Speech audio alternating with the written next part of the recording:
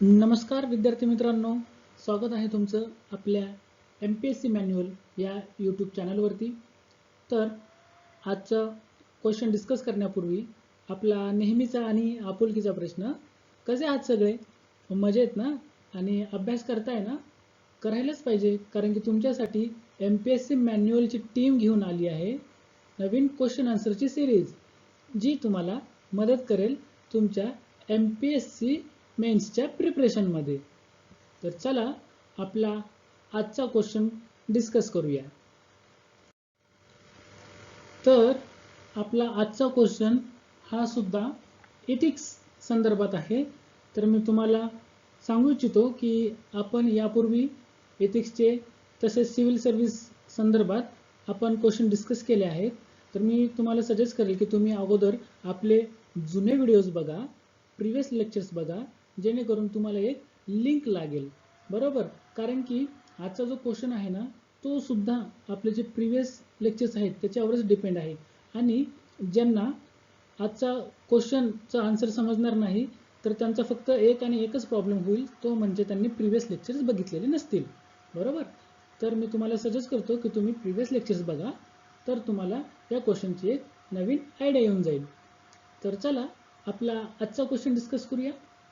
आपला आजचा क्वेश्चन आहे, institutional development is a crucial drive of economic performance. In this context suggest reforms in civil services to strengthen the democracy. बरोबर? तर आता मी तुम्हाला जसं की प्रत्येक लेक्चरमध्ये सांगत आलेलो आहे की कोणताही क्वेश्चन्स आपण बघितला तर त्यामध्ये आपलं एकच काम आहे, ते म्हणजे त्यातील कीवर्ड्स शोधायचे, कीवर्ड्स हायलाइट करून ठेवायचे, जेणेकरून आपल्याला आपलं आन्सर फ्रेम करण्यासाठी मदत होईल। ते आपल्याला एक दिशा दाखवेल, बरोबर? डायरेक्शन। तर इथे काय काय आहे, तर इथे बघा, इन्स्टिट्यूशनल डेव्हलपमेंट हा एक कीवर्ड आहे। अजून कोणता आहे? इकॉनॉमिक परफॉर्मन्स हा दुसरा कीवर्ड, बरोबर? आणि तिसरा कशाच्या संदर्भात आहे, तर रिफॉर्म्स इन सिव्हिल सर्व्हिसेस। तर आपण या अगोदर सुद्धा रिफॉर्म्स बघितले आहेत आपल्या प्रिव्हियस लेक्चर्समध्ये। तर ते सुद्धा रिफॉर्म्स यामध्ये ॲज इट इज म्हणता येणार नाही, परंतु या संदर्भात जे जे काही रिफॉर्म्स असतील ते सांगायचे आहेत, बरोबर? तर मी तुम्हाला इथे कीवर्ड्स आपले हायलाइट करून दिले आहेत आणि यावरून तुम्हाला एक आयडिया आली असेल की क्वेश्चनला कसं टॅकल करायचं ते। आता या क्वेश्चनमध्ये बऱ्याच जणांना प्रश्न पडला असेल की इन्स्टिट्यूशनल डेव्हलपमेंट म्हणजे काय, म्हणजे मुळात इन्स्टिट्यूट म्हणजे काय? इन्स्टिट्यूट म्हणजे काय, एखादी शाळा आहे की एखादं कोचिंग क्लास आहे की एखादं ऑफिस की एखादी खाजगी कंपनी, बरोबर? तर मी तुम्हाला सांगू इच्छितो की यापैकी असं काहीही नाही, हा एक वेगळाच इथे याची व्याख्या तयार होते, बरोबर? तर तेच आपण आता आपल्या आन्सरमध्ये बघणार आहोत। तर चला, मी तुम्हाला सांगितलं आहे की अगोदर आपण इंट्रोडक्शन लिहायचं, इंट्रोडक्शन नंतर बॉडी पार्ट आणि त्यानंतर कन्क्लुजन, आणि कन्क्लुजन सुद्धा कसं असायला हवं, तर ते सुद्धा पॉझिटिव्ह नोटवालं कन्क्लुजन पाहिजे, एकदम वे फॉरवर्ड, बरोबर? आणि बॅलन्स आन्सर असायला पाहिजे, बरोबर? तर आपण आता अगोदर इंट्रोडक्शनमध्ये बघू शकतो की इन्स्टिट्यूट म्हणजे काय, तर an institute can be a democracy, judiciary all civil service, बरोबर? म्हणजे जी इन्स्टिट्यूट आहे ती काय आहे, तर ती डेमोक्रेसी सुद्धा असू शकते, लोकशाही, ज्युडिशियरी सुद्धा असू शकते म्हणजे न्यायमंडळ, आणि ऑफकोर्स सिव्हिल सर्व्हिस म्हणजे ज्या काही संधी सेवा आहेत ते सुद्धा असू शकते। इथे बघा आपण त्याचे पिक्चर्स टाकलेत जेणेकरून तुम्हाला एक इझी अंडरस्टँडिंग होईल, बरोबर? तर हे इन्स्टिट्यूट आहे, तर त्याचे काही ऑब्जेक्ट्स असतात, बरोबर? तर काय काय असतात, जसं की सोशल ग्रोथ पण असते, इकॉनॉमिक ग्रोथ पण असते। सोशल ग्रोथ म्हणजे काय, इकॉनॉमिक ग्रोथ म्हणजे काय, बरोबर? तर सोशल ग्रोथ म्हणजे कम्युनिटी डेव्हलपमेंट आपण असं म्हणू शकतो, बरोबर? कारण की आपण कम्युनिटी डेव्हलपमेंट या अगोदर सुद्धा बघितलं आहे मागच्या लेक्चर्समध्ये, 1952चं कम्युनिटी डेव्हलपमेंट प्रोग्राम येते का लक्षात? तुम्ही या गोष्टींना लिंक करत जा, एकदा की तुम्हाला लिंक करता आले ना, कारण की हे बघा, वाचन सर्वच जण करतात, सर्वच कॉम्पिटिटिव्ह एक्झाम जे देणारे विद्यार्थी आहेत ते वाचन करतात, परंतु त्यांचं वाचन हे असं असतं, हे बघा मी एक स्कॅटरिंग डॉट्सने दाखवतोय, आणि हे तुम्हाला असं लिंक करता आलं पाहिजे. बरोबर, हे बघा असं जेव्हा लिंक होतं तेव्हा त्याचं प्रॉपर स्ट्रक्चर तयार होतं आणि ते स्ट्रक्चर म्हणजेच आपला रिझल्ट असतो. बरोबर. तर चला आपला आन्सर डिस्कस करूया. तर आपण इन्स्टिट्यूटची आता डेफिनेशन बघितली की इन्स्टिट्यूट म्हणजे काय. तर इथे ज्युडिशियरी पण आहे, डेमोक्रेसी पण आहे आणि सिव्हिल सर्व्हिस सुद्धा आहे. आता इथे खूप खूप छान असं वाक्य बघा. Institutional quality in a democracy determines how successful the government machinery adheres to the principle of public service, rule of law and social justice. आता आपण जसं की मागच्या स्लाइडमध्ये बघितलेलं आहे की इन्स्टिट्यूटची डेफिनेशन काय. तर ही जी इन्स्टिट्यूशनलची जी क्वालिटी आहे कुठे, डेमोक्रेसीमध्ये, तर ती कशावरनं ठरवायची, ती कशी ठरवायची. बरोबर. तर हाऊ सक्सेसफुल म्हणजे ज्या काही गव्हर्नमेंटच्या मशिनरीज आहेत त्या public service, rule of law आणि सोशल जस्टिस यांचं कसं पालन करतात यावरून आपण त्यांची क्वालिटी कशी आहे ते डिटरमाइन करतो. बरोबर. Public service, rule of law म्हणजे माहिती आहे ना काय, तर जे कायद्याद्वारे प्रस्थापित झालेलं राज्य आहे म्हणजे लॉ. सोप्या शब्दात समजायचं झालं तर तुम्ही त्याला लॉस म्हणू शकता. आणि सोशल जस्टिस. हे बघा इथे पब्लिक सर्व्हिसेस तुम्हाला दिसत आहे, जसं की इथे एक ट्रान्सपोर्टेशन सर्व्हिस दिसत आहे. पुन्हा इथे हे आपली ज्युडिशियरी आहे. अजून तुम्हाला काय काय दिसते, मला तर इथे अजून एक सर्व्हिस दिसते, आपण जे वॉटरचं म्हणतात ना ते एक आहे इथे. इथे एज्युकेशन संदर्भात सुद्धा आहे. तर तुम्हाला अशा खूप साऱ्या सोशल सर्व्हिसेस दिसतील. बरोबर. तर one such institution is this civil services. तर यापैकीच यामध्ये आपण मेन्शन केलं नाही वाटतं. ते तुम्हाला सिम्बॉल दिसतोय का सिव्हिल सर्व्हिसचा. मला तर दिसत नाही. तर तुम्हाला दिसला तर मला कमेंट करून नक्की सांगा कुठे तर तो. तर ह्या ज्या वरती आपण डिस्कस केलेल्या आहेत की गव्हर्नमेंट मशिनरी, त्याच्यापैकी सिव्हिल सर्व्हिस जी आहे ही सुद्धा एक गव्हर्नमेंट मशिनरी आहे. आणि सिव्हिल सर्व्हिसचं काम काय असतं, तर it acts as a link between the government and the citizens to strengthen the democracy. बरोबर. आपण आपल्या मागच्या लेक्चर्समध्ये सुद्धा डिस्कस केलं आहे की समजा जर हे गव्हर्नमेंट आहे आणि हे जर सिटीजन्स आहेत, तर या दोघांमध्ये जे कनेक्शन करायचं काम जे करतं तर ते कोण करतं, ॲडमिनिस्ट्रेटर्स करतात. बरोबर. सोप्या भाषेत समजायचं झालं तर ते सिव्हिल सर्व्हिस करतात, सिव्हिल सर्वंट्स करतात. बरोबर. आता एक तिसरा पण एक कीवर्ड होता बघा. मी तुम्हाला हायलाईट करून सांगितलं होतं की तुम्ही कीवर्ड्स लक्षात ठेवा. कीवर्ड्स एकदा लक्षात ठेवलं ना की आपल्याला ना त्याचं आन्सर कसं लिहायचं हे कळतं. आता आपण 2 कीवर्ड्स तर बघितले, त्याप्रमाणे आपण त्यांचं पूर्ण डिस्कशन पण बघितलं. आता इकॉनॉमिक परफॉर्मन्स आहे. तर आता इकॉनॉमिक परफॉर्मन्स काय आहे, तर economic performance of any country depends upon, म्हणजे कोणत्याही देशाचा जो इकॉनॉमिक परफॉर्मन्स असतो म्हणजेच त्यांचं जे आर्थिक परफॉर्मन्स असतो तो पुढील गोष्टींवर डिपेंड असतो. तो त्या कोणत्या कोणत्या गोष्टी आहेत, तर त्यामध्ये एक आहे पॉलिटिकल स्टॅबिलिटी. हे बघा मी तुम्हाला तुम्ही जर जॉग्रफी प्लस एन्व्हायरमेंटचा पण अभ्यास केला असेल तर आणि हिस्ट्रीमध्ये पण सुद्धा तुम्हाला मिडिवल हिस्ट्रीमध्ये एक की स्टोन आहे, त्याबद्दल तुम्ही म्हणजे तुम्ही वाचलं असेल असं मला वाटतंय. बरोबर. तर ही जी पॉलिटिकल स्टॅबिलिटी आहे ना त्या की स्टोन रॉकसारखी आहे. म्हणजे जर आपण काढून घेतली ना तर हे सर्व ढासळेल, म्हणजेच ह्या स्ट्रक्चरला काहीही अर्थ उरणार नाही. बरोबर. तर त्यासाठी पॉलिटिकल स्टॅबिलिटी खूप महत्त्वाची आहे. आता जर तुम्हाला एक्झाम्पल घ्यायचं झालं तर मला सांगा, सध्या अफगाणिस्तानमध्ये पॉलिटिकल स्टॅबिलिटी आहे का, तर निश्चितच तिथे नाही आहे. कारण की तिथे जे लोकांनी म्हणजे तिथे लोकशाहीची व्याख्याच नाही आहे. लोकशाहीची व्याख्या काय आहे की लोकांसाठी लोकांमार्फत जे राज्य चालवलं जातं त्याला लोकशाही म्हटलं जातं. बरोबर. परंतु तिथे तसं नाही आहे. तिथे जो एक मिलिटरी ग्रुप होता. बरोबर. मिलिटरी ग्रुप होता, तर त्याचं नाव काय आहे, तालिबान. तर त्यानेच तेथील जे सरकार होतं त्यांना पाडून स्वतःचं सरकार स्थापन केलं आहे. तर म्हणजेच सांगायचा उद्देश काय आहे, तर तिथे पॉलिटिकल स्टॅबिलिटी आहे का, तर पॉलिटिकल स्टॅबिलिटी नाही. एक्झाम्पल आपण एक लेटेस्ट सुद्धा घेऊ शकतो. ते कोणतं, तर रशिया, स्पेलिंग चुकली केली बरोबर मी, रशिया युक्रेन वॉर. याच्यामध्ये पॉलिटिकल स्टॅबिलिटी आहे, परंतु इथे कोणी इन्व्हेस्टमेंटसाठी तयार होणार नाही. कारण की सध्या वॉर क्रायसिस चालू आहे. बरोबर. तर येऊया आपल्या मुद्द्याकडे.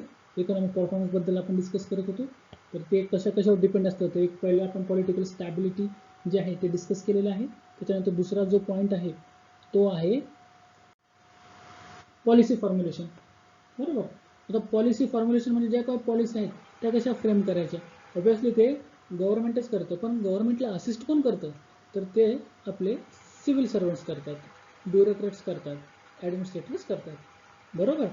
तर पॉलिसी फॉर्म्युलेशन ते सुद्धा आपण जे इकॉनॉमिक परफॉर्मन्स आहे त्यावर त्याबद्दल एक महत्त्वाची भूमिका बजावत असते. बरोबर.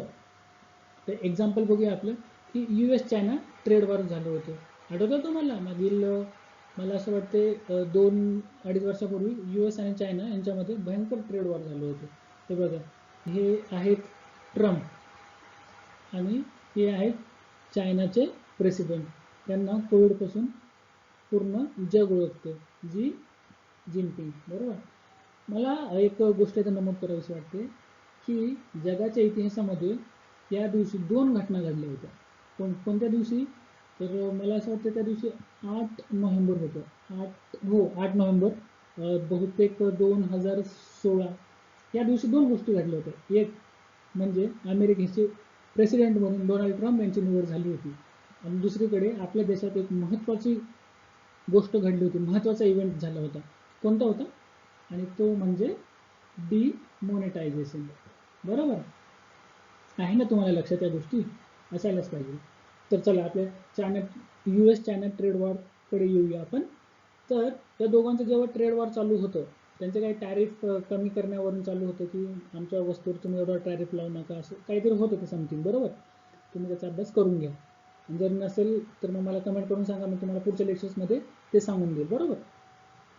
तर US आणि चायनाचं जेव्हा ट्रेड वॉर चालू होतं तेव्हा USAने जेवढ्या काही त्यांच्या कंपनीज आहेत त्यांनी चायनामध्ये इन्व्हेस्टमेंट केली होती, त्यांना एक इशारा दिला होता की हे जे वॉर आहे ते खूप भडकू शकतं, तर तुम्ही तेथून तुमची इन्व्हेस्टमेंट काढून घ्या.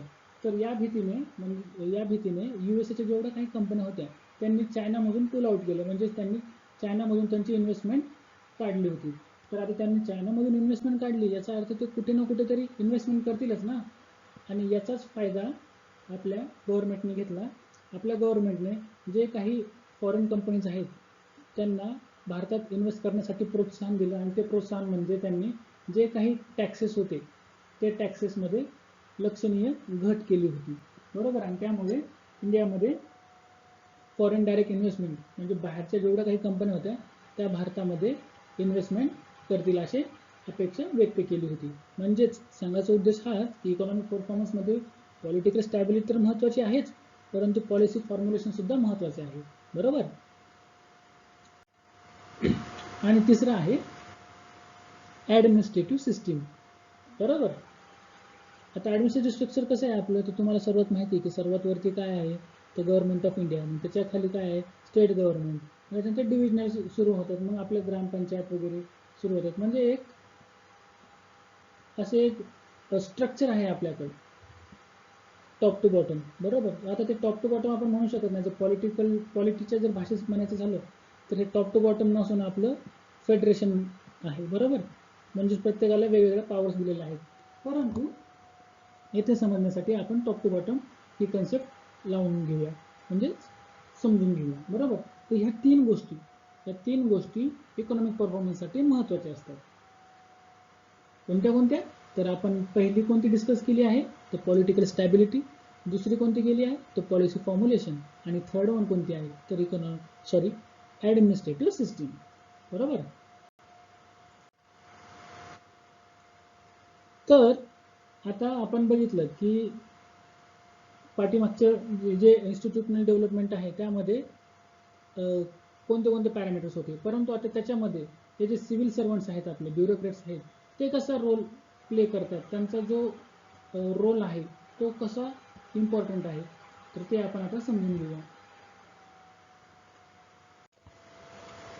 तर जेव्हा भारताला स्वातंत्र्य मिळालं होतं, बरोबर, तर तेव्हा जी आपली इकॉनॉमी होती ती काही खूप अशी चांगली नव्हती. बरोबर का. पण ब्रिटिशांनी आपलं खूप सारं एक्सप्लॉयटेशन केलं होतं. एकेकाळी आपल्या भारताला सोने की चिड्या म्हणत होते, बरोबर. कारण की भारत तेव्हा खूप धनसंपत्तीने समृद्ध होता. परंतु या ब्रिटिशर्सने काय केलं होतं, सर्व काही जे आपण लिंबूचं एक्झाम्पल माहिती ना, लिंबूमधून कसं आपण पूर्ण रस काढून घेतो, पूर्ण सगळं त्याचा रस काढून घेतो आणि त्या लिंबूला फेकून देतो. अगदी तशीच आपल्या भारताची अवस्था त्यांनी ब्रिटिशांनी करून ठेवली होती. तर तेव्हा काय आपली इकॉनॉमी म्हणजे बऱ्यापैकी नव्हती. तर तेव्हा जवळपास 65% जे लोक होते ते ॲग्रिकल्चरमध्ये एंगेज होते, म्हणजे ॲग्रिकल्चर हा व्यवसाय करत होते. कारण की त्यांनी आपल्याला काही शिक्षणाची सोय दिली नव्हती. त्यामुळे उच्च शिक्षण घेणाऱ्यांचा जो रेशो होता तो सुद्धा खूप कमी होता. आता शिक्षणच नाही तर मग यांना चांगलं काम कसं मिळणार, बरोबर. तर ते काम नाही, म्हणूनच म्हणजे majority of the people were engage in the agriculture, बरोबर. मग स्वातंत्र्यानंतर हे जे आपले सिव्हिल सर्वंट्स आहेत त्यांनी गव्हर्नमेंटला कशा प्रकारे मदत केली, तर त्यांनी ज्या काही पॉलिसीज बनवायच्या होत्या कशासाठी, जसं की हे इंडस्ट्री आहे, ते इंडस्ट्री सेटअप करायची आहे, तर त्यासाठी आपल्याला काय काय गोष्टी करता येतील यासाठी सुद्धा सिव्हिल सर्वंट्सनी मदत केली होती. तर हा सुद्धा एक त्यांचा महत्त्वाचा रोल आहे. त्याच्यानंतर आता ॲग्रिकल्चर तर होतीच आपल्याकडे, एकीकडे ॲग्रिकल्चर होतं, त्याला इंडस्ट्रियलायझेशनमध्ये कसं कन्वर्ट करायचं ते सुद्धा केलं होतं. परंतु आता ही जे ॲग्रिकल्चर आहे त्याच्यातून सुद्धा प्रॉफिट काढता आला पाहिजे ना, मग त्यासाठी त्यांनी वेगवेगळ्या पॉलिसीज केल्या, म्हणजे जसं की मेकिंग ॲग्रिकल्चर प्रॉफिटेबल, पुन्हा programmes related to removing poverty. कारण की भारत जेव्हा स्वतंत्र झाला होता तेव्हा खूप मोठ्या प्रमाणात पॉवर्टी होती, पुन्हा इलिटरेसी होती, हेल्थ इश्यूज खूप सारे होते, म्हणजे खूप खूप म्हणजे त्या एकदम त्या लिंबूसारखं आपल्या भारताचं अवस्था त्यांनी करून ठेवली होती. तर हे बघितलं आपण programmes related to remove poverty. मग यामध्ये असे खूप मोठी लिस्ट आहे, जसे की नॅशनल फूड वर्क प्रोग्राम आहे, त्यानंतर स्वर्ण जयंती ग्राम स्वरोजगार योजना, म्हणजे आत्ताची जी नरेगा स्कीम आहे ना त्यासारखी. पुन्हा रुरल हाऊसिंग, म्हणजे जे ग्रामीण भागातील नागरिक आहेत त्यांच्यासाठी राहण्यासाठी घरांची सुद्धा व्यवस्था आहे. पुन्हा प्रधानमंत्री ग्रामोदय योजना आहे, हे बघा. पुन्हा रुरल एम्प्लॉयमेंट जनरेशन प्रोग्राम खूप सारे आहेत. आणि हे तर तुम्हाला माहीत असेलच, 1991 LPG रिफॉर्म्स आपण आपल्या मागच्या लेक्चर्समध्ये डिस्कस केलं आहे ना. LPG रिफॉर्म्स, ब्युरोक्रेट्स जे होते ते का बरं रिलक्टंट होते, कशाच्या अगेन्स्ट, प्रायव्हेटायझेशनच्या. तर आपण हे डिस्कस केलेलं आहे. जे नवीन विद्यार्थी आहेत मी त्यांना सांगेल, पुन्हा सांगतोय की तुम्ही प्रिव्हियस लेक्चर्स बघून या, तरच तुम्हाला लिंक लागेल. कारण की ह्या सर्व ज्या गोष्टी आहेत ना त्या लिंकेजच्याच गोष्टी असतात. तर आपला क्वेश्चनचा जो पहिला पार्ट आहे तो तरी ते संपला.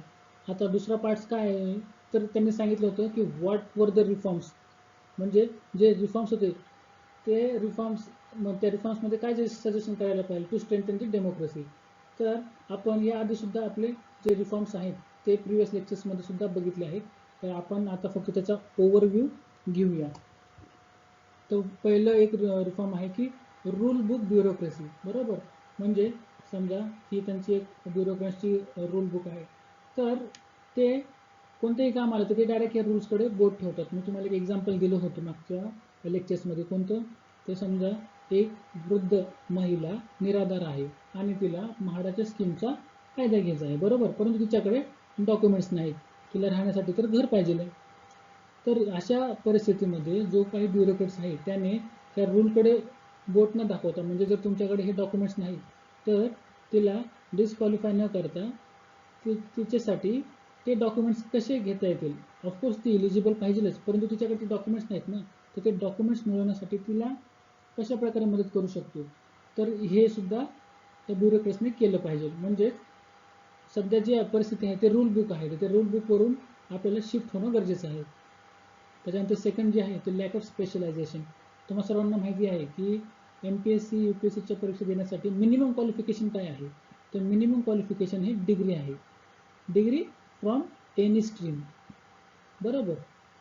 Degree from any stream from recognise university, म्हणजे तुम्ही BA BCom पुन्हा मेडिकल इंजिनिअरिंग, लॉ, अजून बरेच फील्ड असतील. त्याच्यातून जर तुम्ही फक्त डिग्री केली तर you are eligible for the such type of examination, बरोबर. परंतु सध्या नीड ऑफ द अर्थ आहे काय आहे, तर स्पेस आहे, सायबर आहे. तर ह्या गोष्टी नवीन आहेत. या गोष्टीमध्ये BA BCom वाला जो व्यक्ती आहे तो सुटेबल नाही आहे, त्याला याबद्दल नॉलेज नाही ना. तर यामध्ये याचं जे नॉलेज आहे तोच व्यक्ती इथे आला पाहिजे. यासाठी सुद्धा रिफॉर्म्सची गरजेचे आहे. त्यानंतर कॅपॅसिटी बिल्डिंग, त्याला आपण ट्रेनिंगसुद्धा म्हणू शकतो. आता मला सांगा, जे आजचं जे जग आहे ते टेक्नॉलॉजी बेस्ड जग आहे, बरोबर. आता टेक्नॉलॉजी बेस्ड म्हणजे काय, तर यामध्ये आर्टिफिशियल इंटेलिजन्स आलं, पुन्हा मशीन लर्निंगसुद्धा आहे, पुन्हा इंटरनेट ऑफ थिंग्ससुद्धा आहे, ज्याला आपण इंग्लिशमध्ये फक्त शॉर्ट फॉर्ममध्ये काय म्हणतात, IoT म्हणतो. तर हे आजचे जे मॉडर्न वर्ल्ड आहे त्याचं बॅकबोन आहे, बरोबर. तर हे जे बॅकबोन आहे तर हे सुद्धा जे ब्युरोक्रेट्स आहेत त्यांना सुद्धा समजलं पाहिजे, ते सुद्धा या गोष्टीबद्दल अवेअर पाहिजे, बरोबर. तिथे फक्त BA BCom BSc वाला जमणार नाही ना, तिथे असा व्यक्ती पाहिजे तिथे ज्याला याचं टेक्निकल नॉलेज आहे, बरोबर. तर हे आहेत रिफॉर्म्स, आणि दरवेळेस कमिटी बसत असतात, ते रिफॉर्म देत असतात. आता गव्हर्नमेंटवर असतं ते की कोणती गोष्ट त्यांनी इम्प्लिमेंट करायची, कोणती नाही.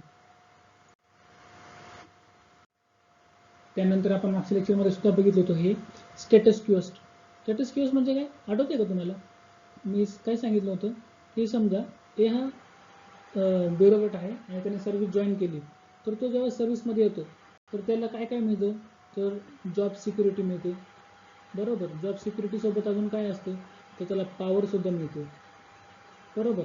तर तो काय करतो की ह्या सर्व गोष्टी त्याला मिळाल्या आहेत आणि त्याला माहिती आहे की आता आपलं फ्युचर सिक्युअर आहे, म्हणून तो जो आहे तो त्याच्या कामावर फोकस करत नाही, तर तो ते पॉवरवर फोकस करतो, म्हणजे त्याला स्टेटस क्यूअस म्हटलं आहे. तर याच्यामध्ये सुद्धा काय काय रिफॉर्म्स करता येतील यासाठी सुद्धा चर्चा चालू आहे.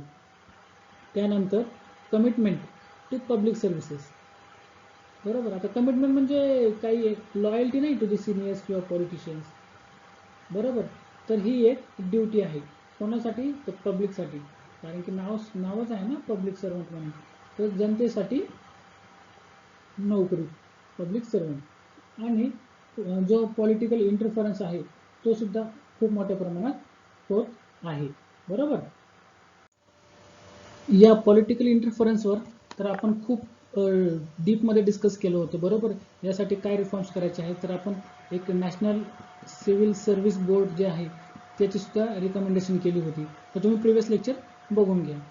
तर आता आपला जो क्वेश्चन आहे तो आपण पूर्ण 360 डिग्रीने इथे त्याचं कन्क्लुजन म्हणजे त्याचं आन्सर बघितलं आहे, त्याचे डायमेन्शन्स बघितले आहेत, बरोबर. तर मला असं वाटतंय की आता तुम्हाला आन्सर लिहिण्यासाठी काही अडचण येणार नाही, आणि जर काही अडचण आलीच तर मला कमेंट करून सांगा, मी तुमची अडचण सॉल्व करून टाकेल, बरोबर. परंतु एक गोष्ट लक्षात ठेवा की तुम्हाला आन्सर रायटिंगची जी प्रॅक्टिस आहे ती आत्तापासूनच करावी लागेल, बरोबर. जर ही तुम्ही म्हणता की मी प्रिलिम्स क्लिअर केल्यानंतर करेल, तर ते शक्य होत नाही. याचे खूप सारे एक्झाम्पल्स आहेत आपल्याकडं, म्हणून मी तुम्हाला सांगतो की आत्तापासूनच आन्सर रायटिंगची प्रॅक्टिस करा. तर चला, आपलं जे सेशन आहे ते आता इथपर्यंत ठेवूया. तर पुन्हा भेटूया पुढच्या नेक्स्ट सेशनमध्ये एक नवीन क्वेश्चन आणि त्याचे आन्सर बघू, बरोबर. So thank you very much. Have a nice day.